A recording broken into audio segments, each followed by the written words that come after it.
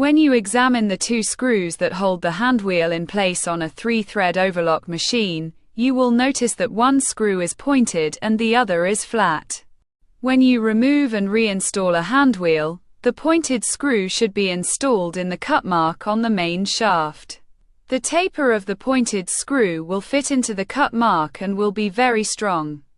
Then you can install the flat screw on the main shaft through the handwheel.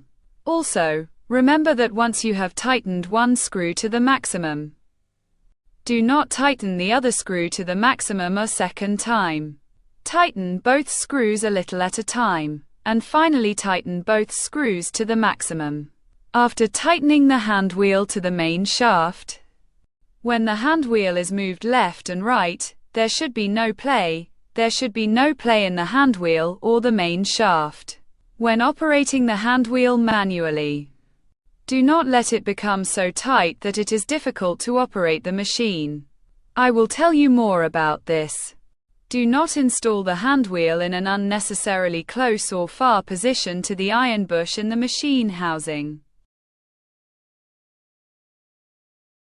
When you examine the two screws that hold the handwheel in place on a 3-thread overlock machine, you will notice that one screw is pointed and the other is flat.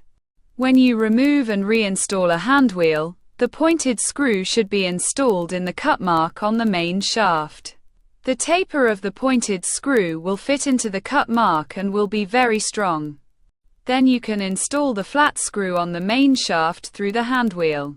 Also, remember that once you have tightened one screw to the maximum, do not tighten the other screw to the maximum a second time.